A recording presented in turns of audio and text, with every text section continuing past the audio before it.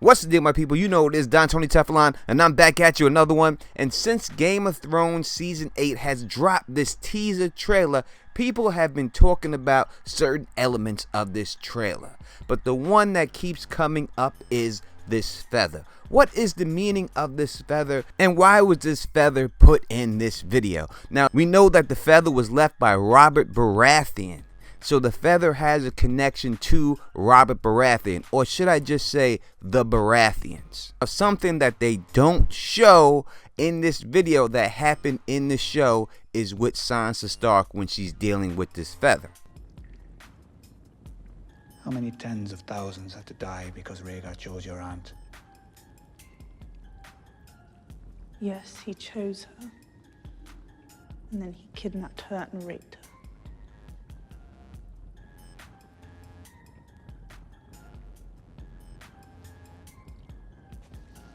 Come. Let's speak somewhere the dead can't hear us. And as you can see, she walks away with the feather, holding the feather. So that means to me that the feather is connected to Sansa Stark. And we know that Robert Baratheon had a plan for him and his buddy Ned Stark, and that was to marry his son to Ned Stark's daughter. But Joffrey wasn't really his son, but Gendry is. And I think this is the key to this feather. It's Gendry and Sansa getting together in the end. And I'm going to give you all the proof that you'll need to know. And I call this my bird without feathers theory. I lost my first boy, little black-haired beauty. He was a fighter too. Tried to beat the fever that took him. Now in this scene, we clearly hear Cersei Lannister refer to her son as a fighter. And then we see Gendry give this response. Let me come with you. Don't be a fool. You're not a soldier. No, but I'm a fighter. Now I don't know why he would consider himself a fighter. He said he was just sitting there making weapons. He was never in the arena. He's not a gladiator. So why all of a sudden would he consider himself a fighter? They put that in there for a reason. Now that's a small thing, right? And admittedly so, a small thing. So let's go on. The boy looked just like him. Such a little thing. Bird without feathers. Now there's two key things right here we're going to break down. But before we do, let me address this real quick. Now I know people are saying, but Teflon, Maggie the Frog said they ain't going to have no more babies. It doesn't matter what Maggie the Frog says when we have them having the conversation together. I felt something for you once, you know. I know. Even after we lost our first boy. For quite a while, actually. That's it. They're talking about it face to face.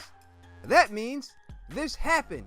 If you don't want to believe that happened, the only thing I could say to you is that you're probably one of those people that think that Rodney King was resisting arrest because you're not believing what is clearly in your face. They have had a son that passed away, right? That is the story. But I will deal with this Maggie the Frog situation in a little bit.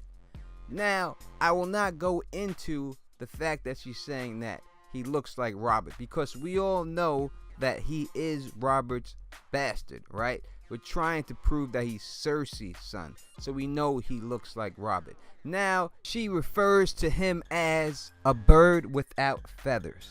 Now, it just so happens that A Bird Without Feathers is the name of the song that is playing in the background. Now, we're going to come back to that in a little bit, so remember that fact. And Robert held me. I screamed and I battled, but he held me.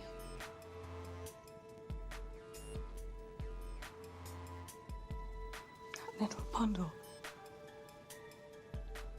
They took him away and I never saw him again. Never visited the crypt. Never. Now that brings us to the actual story itself. how did this happen? We just heard her say there was a dead baby. How could that be possible? Now, if Robert Baratheon was the father of this baby and she said that he seen the dead baby, how is it possible that he did not know that his baby got swapped? Joffrey's always been difficult. Even his birth, I labored a day and a half to bring him into this world. You cannot imagine the pain. I screamed so loudly, I was sure Robert would hear me in the Kingswood. His Grace was not with you. Robert was hunting. That was his custom. So it's clearly pointed out in the show that Robert Baratheon left before she gave birth and came back after. So if this is the scenario, which it is, then there'll be plenty of time to swap the babies. Now, a funny thing happens a little bit later in this same scene. Permit me to share some womanly wisdom with you on this very special day. The more people you love, the weaker you are. If you listen at that time when she's talking to Sansa, and it's no coincidence that she is talking to Sansa at this time, the music that plays in the background is A Bird Without Feathers. The same song that was playing when she was talking about Robert and her trueborn son. Now let's move on to Maggie the Frog. Now Maggie the Frog was the woods witch that Cersei went to go get her future from. And this is what Maggie said. Cersei, when will I wed the prince? Maggie, never. You will wed the king. So Cersei goes there thinking that she's going to marry Prince Rhaegar, and Maggie tells her, no, you're going to marry the king, and that king is Robert Baratheon. Cersei, I will be queen though. Maggie, aye, queen you shall be, until there comes another, younger and more beautiful, to cast you down and take all that you hold dear. Cersei, will the king and I have children? Maggie, oh, aye. 6 and 10 for him, and 3 for you. Gold shall be their crowns, and gold shall be their shrouds, she said. So allow me to break down this prophecy for you, but first you must understand how prophecy works in A Song of Ice and Fire. When dealing with prophecy, it's like saying to a genie, I want to wish for a girl with a fat ass, and you get a skinny chick on a donkey. It's something like that. So you must be specific. We see that from the first line when she says, when will I wed the prince? And Maggie says, never. You will wed the king. So Cersei wasn't specific enough. And that's what's going on with the rest of this prophecy. Because we hear her say, will the king and I have children? And Maggie says, oh, 6 and 10 for him and 3 for you.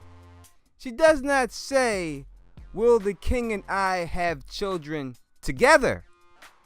She just says, will the king and I have children? So Maggie is giving her the children that the king will have and that she will have, not the child that they had together. She's only talking about the 3 gold-haired children that Cersei has and dies. That's who she's talking about, because she's talking about Cersei's downfall. That's what we get from the first sentence. Cersei, I will be queen though. Maggie, queen you shall be, until there comes another, younger and more beautiful, to cast you down and take all that you hold dear. At first, Cersei thought that this person was Margaery. Why? Because she thought Margaery was trying to seduce Tommen and take her from him. That shows you that the thing that Cersei holds dear is her children.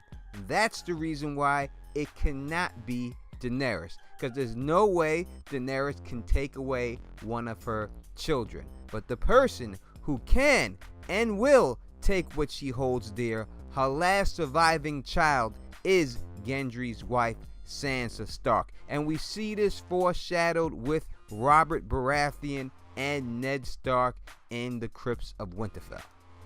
We were meant to rule together. If your sister had lived, we'd have been bound by blood. Well, it's not too late. I have a son, you have a daughter. We'll join our houses. And that brings me all the way back to the first scene of Catelyn and Cersei talking about this child. Boy looked just like him. Such a little thing.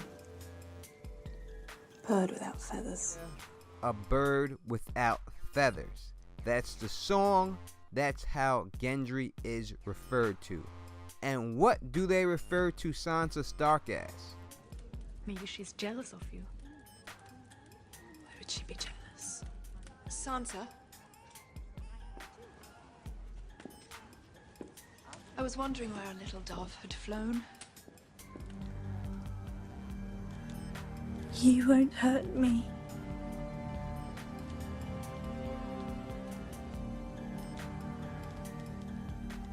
No, little bird, I won't hurt you.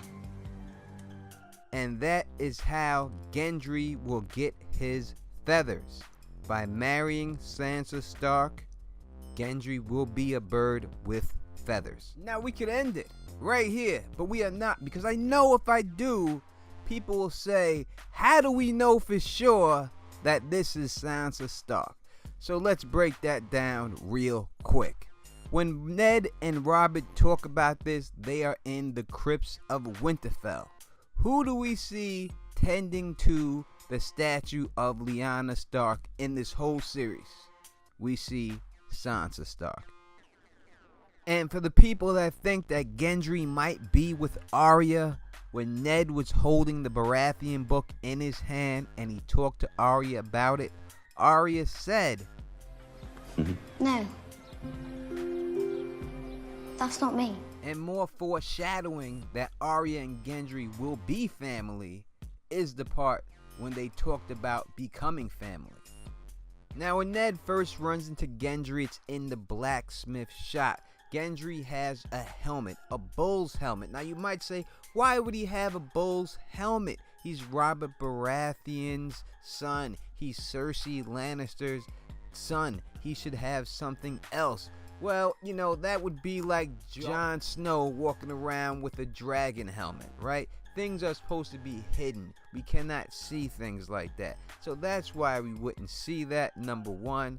Next, when we see him there, he talks to Ned about his mother. She died when I was little. She had yellow hair.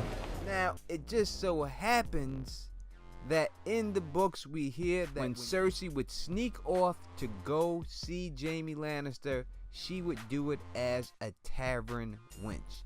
This is not a coincidence that both things just happen to match. That is all I have for you on this topic. I have given you all the Easter eggs in the show that point towards Gendry being Cersei and Robert's trueborn son and him marrying Sansa Stark at the end. But you tell me what you think. It's always your opinion that matters, and I want to know about it. Put it in the comment section. I hope this area isn't as gray for you and it's a little bit more black and white. And if you like the way I do this, please thumbs up this, please spread this across the realm, and please subscribe. And until next time, you know who it is. Peace and stay sexy.